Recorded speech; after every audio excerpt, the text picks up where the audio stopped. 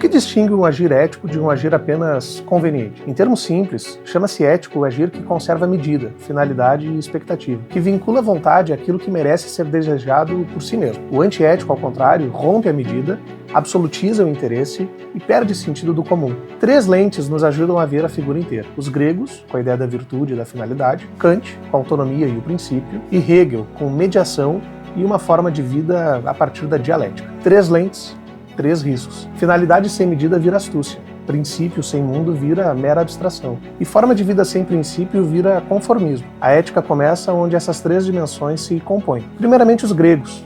Para os antigos, o horizonte da ação era a eudaimonia, uma vida florescente, um bem-estar pleno. Não se trata de somar prazeres, mas de realizar a excelência da alma. Areté é essa excelência. E a ação ética ocorre quando o desejo e a razão se compõem sob uma finalidade digna. A inteligência que governa esse encontro chama-se frânesis, prudência, não no sentido fraco da cautela, mas da visão prática, do que importa, aqui e agora, para esta pessoa inserida nestas circunstâncias. Frônesis opera pela mesótesis, não o meio aritmético, mas o ponto devido que evita a carência e o excesso naquela situação. É o ponto justo, situado, que evita tanto a carência quanto o excesso. É coragem entre a covardia e a temeridade. É a própria temperança que nos falava Aristóteles. A ação não é cega, passa pela escolha deliberada de um agir em uma certa conduta. Não basta, portanto, acertar por acaso. É preciso querer o bem por razões éticas, por razões virtuosas, por boas razões. A contraface do ético, nesse registro histórico, tem 2 nomes que convém lembrar. A híbris,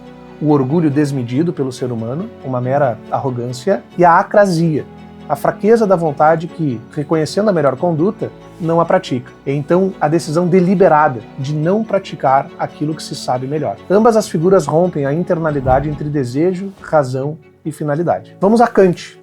A questão muda de eixo. O que faz de um agir moralmente válido, válido para todos? Ético é o agir que a vontade pode determinar para si mesma e, ao mesmo tempo, admitir para qualquer outra vontade racional. É o que nós chamamos de autonomia. E o imperativo categórico dá um critério formal. Uma máxima só será moral se puder ser universalizada sem contradição para todos os casos. A prova ocorre em 2 níveis. Contradição na concepção da máxima, quando a regra destrói a própria possibilidade da regra, e a contradição na vontade, quando ninguém poderia querer racionalmente viver em um mundo regido por tal máxima. Ética tem um critério material. A conduta deve ser qual que possa conduzir a uma desejável forma de vida. E daí a segunda formulação.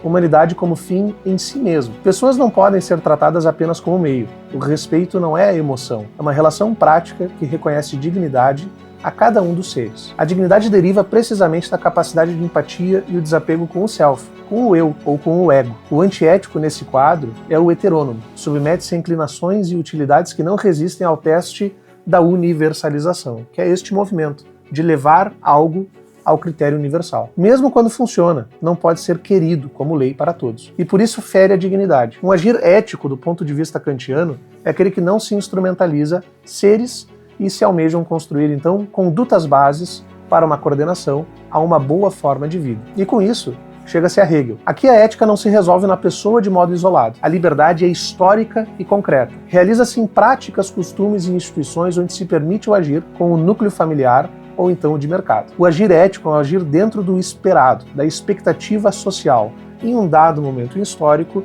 e naquele dado contexto. O agir hegeliano é material histórico e dialético, adequa-se aos momentos da diferenciação. A eticidade, portanto, é forma de vida, mediação na qual a vontade individual encontra respaldo em práticas comuns. Postas as 3 lentes dos gregos, de Kant e de Hegel, convém recolher uma gramática integrada do agir. Primeiro, finalidade digna. Sem telos, sem finalidade, a prudência degrada em astúcia. Segundo, o princípio universal, sem critério formal, a intenção se dissolve em mero casuísmo. Terceiro, uma mediação social. Sem forma de vida, a boa intenção paira no ar e não se encarna. Ela deixa de ser mera abstração. Quando uma dessas dimensões falha, instala-se o antiético. É uma prudência sem fim, e ela se torna a esperteza. É o princípio sem mundo concreto, é a mera abstração. É uma vontade sem agir de princípio, é um capricho egóico e deslocado. Ético, portanto, é o que converge nesses nossos 3 pontos. A mentira do conveniente corrompe a finalidade do logos e revela a deinotes, a astúcia, em lugar da prudência. Em chave kantiana, a máxima autodestrói a própria linguagem e usa o outro como um meio, uma contradição na concepção e a violação do respeito. Em chave hegeliana, rompe o reconhecimento e corrói a confiança que sustenta a eticidade.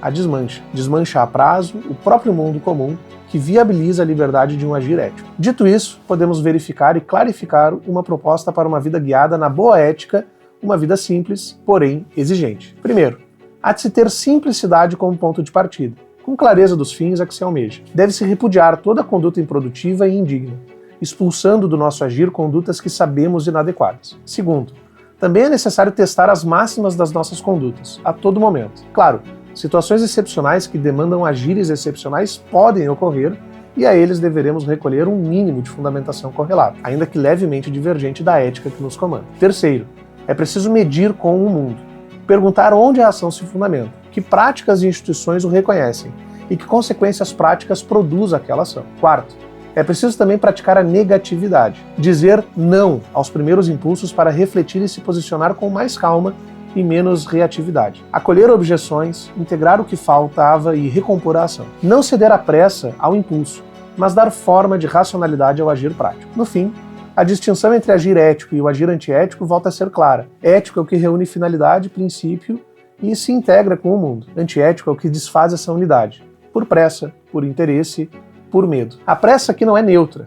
Ela afasta a pessoa de si mesma por um ritmo de alta produção que a degrada. Degrada o ímpeto humano também e mais aproxima o ser humano de máquinas. O ruído maquínico da vida moderna deve ser afastado pela tranquilidade de um agir altivo e paciente. E isso é a receita que a filosofia nos entrega. Resta então uma pergunta simples e exigente, boa para encerrar e ao mesmo tempo abrir o próximo passo. Que finalidade merece guiar a próxima escolha? Que princípio resiste ao crivo de todos? E em que forma de vida essa escolha encontrará casa?